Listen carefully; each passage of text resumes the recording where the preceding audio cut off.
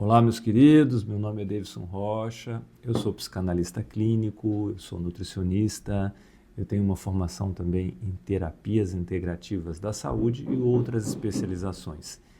E vamos falar um pouco hoje sobre sono e sobre descanso. São duas coisas diferentes, mas de suma importância a gente abordar, porque isso interfere muito na saúde como um todo.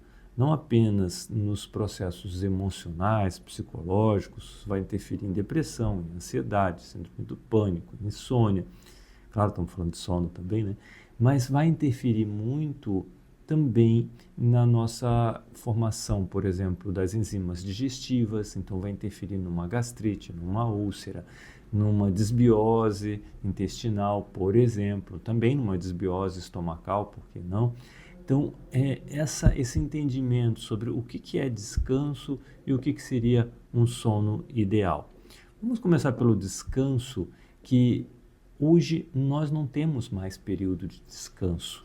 Na vida moderna, o descanso desapareceu. E muitas vezes você chega em casa cansado e você liga lá uma Netflix da vida, né?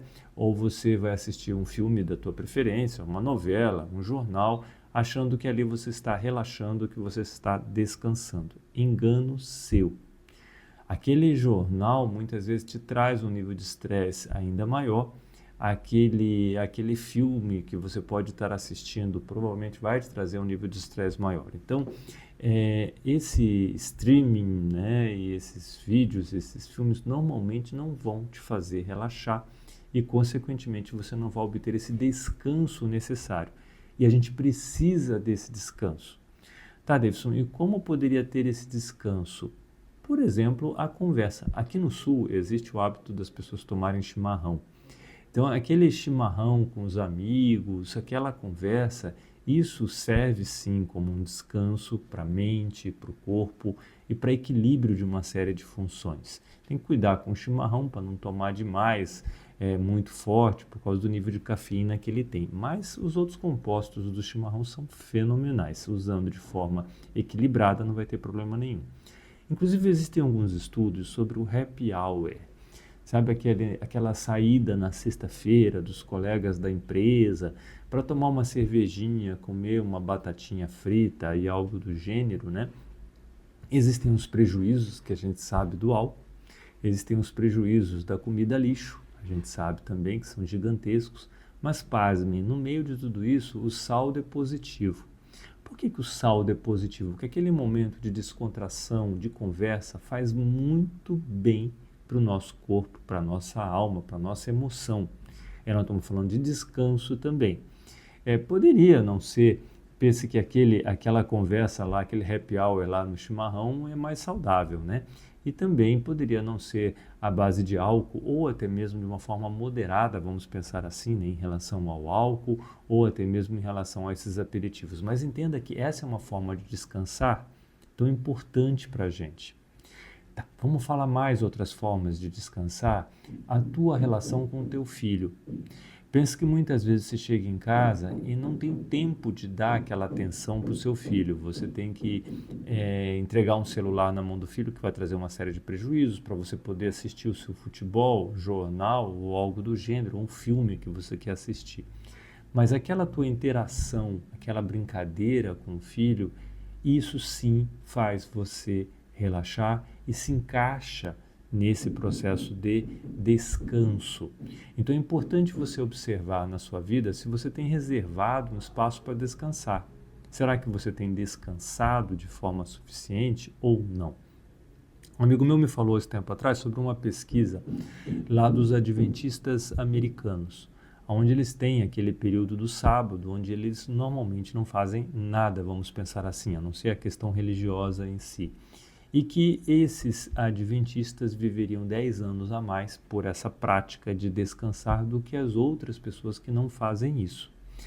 Perceba que esse culto ao ócio produtivo é fundamental para tudo, até em grandes empresas. As pessoas sabem, por exemplo, tem grandes empresas como a Microsoft, que você vê os técnicos ali jogados no canto de bermuda, às vezes até de pijama, às vezes dormindo pelas salas, e você diz, tá, esses caras não estão fazendo nada que produza.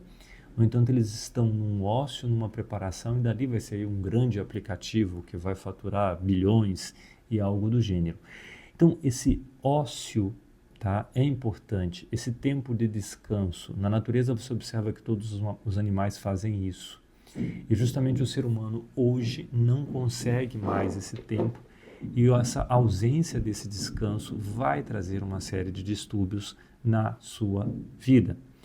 Eu estou falando de uma coisa que você não precisa comprar na farmácia, que não tem alto custo, que não precisa ser injetável nem nada do gênero, que não é uma cirurgia.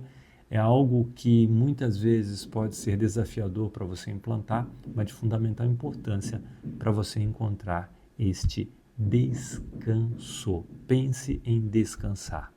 Ok, Davidson, você disse que hoje a gente vai falar sobre descanso e sono. Então, descanso é uma coisa, sono é outra coisa. O teu sono precisa ser de qualidade.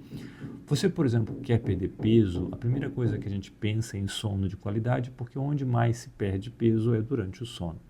Onde mais a gente alivia a ansiedade, um grande vilão para a perda de peso hoje é a ansiedade. Então, onde trabalha a ansiedade? Qual que é o primeiro plano para se trabalhar a ansiedade? Qualidade de sono.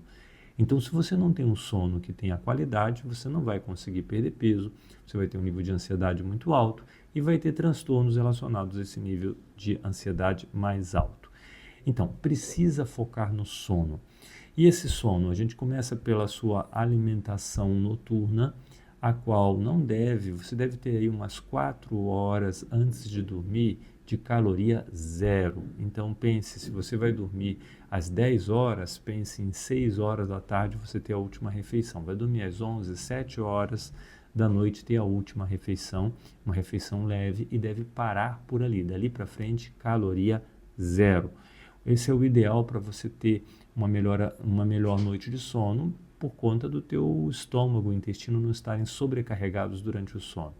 Claro que a tua noite de sono não vai depender apenas desse processo da alimentação. Você pode necessitar de alguns suplementos que te auxiliem nessa trajetória. Eles são que tipo de suplementos?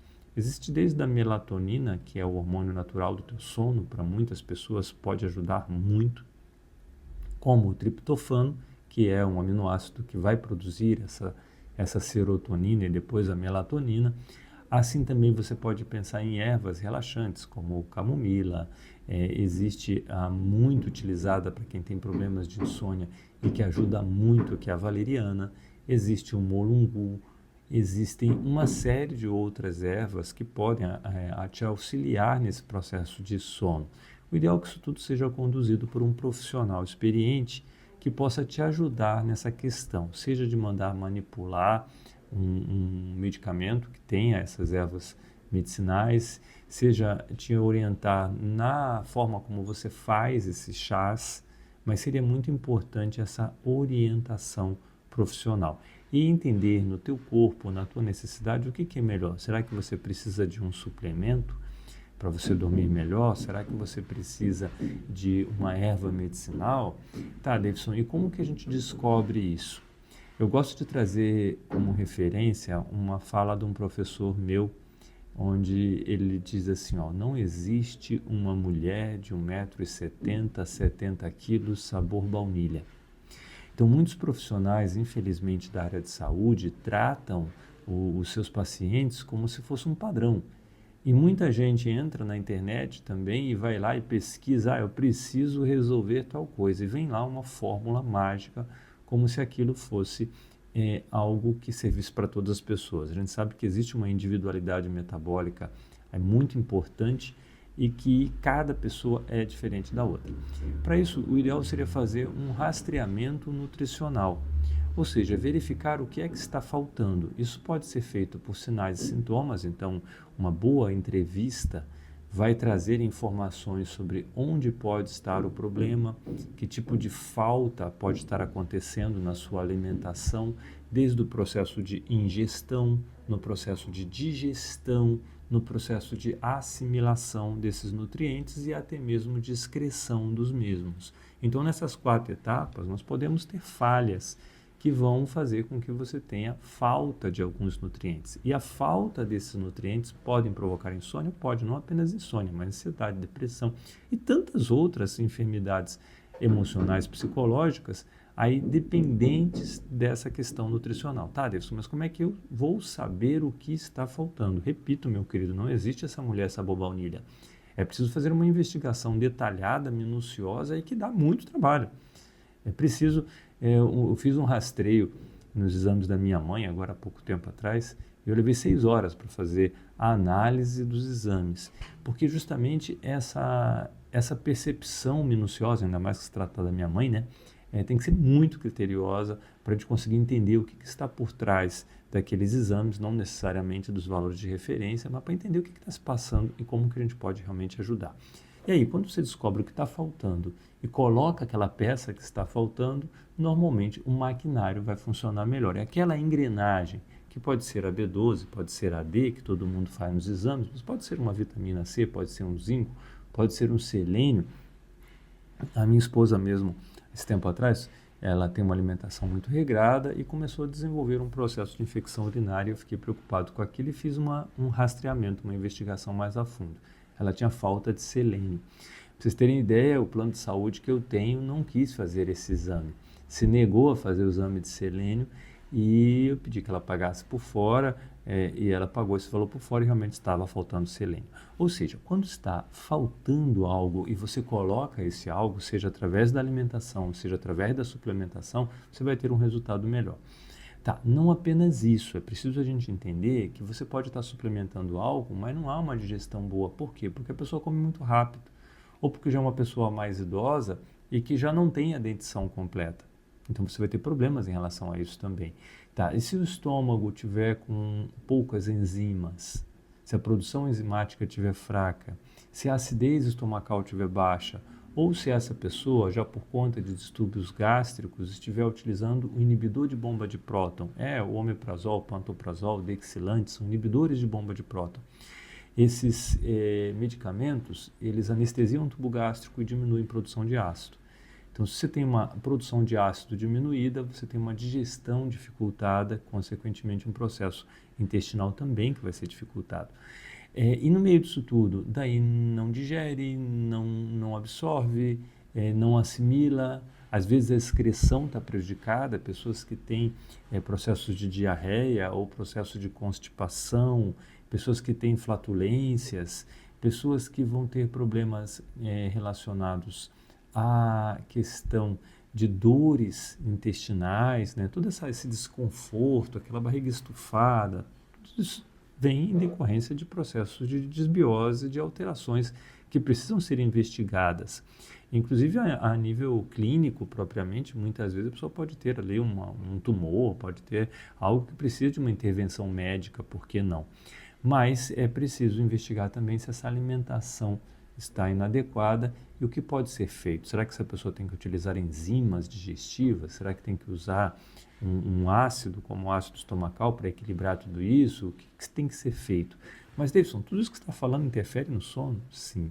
Interfere no nível de ansiedade? Também. Interfere em tudo, meu querido. Então, é muito importante a gente entender toda essa matemática, tá? E tratar disso tudo de uma forma adequada para resolver esses problemas. Por isso que a nutrição neuropsiquiátrica, ela conversa tanto com a psicanálise, com as terapias integrativas da saúde. Porque quando você consegue fazer um rastreio adequado, quando você consegue implementar aquilo que está faltando e também tratar a demanda emocional, aí a gente consegue alcançar resultados de uma forma mais eficiente. Então, a gente vai encerrando esse vídeo aqui com o meu agradecimento e a solicitação para que você, se achou que esse conteúdo é importante, é interessante, vai lá, compartilha, curte, dá o seu like, se inscreve no canal, meu querido. Isso me ajuda muito a fazer com que a gente possa chegar mais longe com essas informações e ajudar tantas pessoas, né? Tantas pessoas que eu conheço que sofrem muito, tomam cargas medicamentosas altas e mesmo assim não conseguem. Tem muitos medicamentos para dormir que têm efeitos indesejáveis, aí, desastrosos e poderia ser resolvido através de outras formas, através de outras fontes. Então, muito obrigado. Até o nosso próximo encontro. Fique com Deus. Tchau.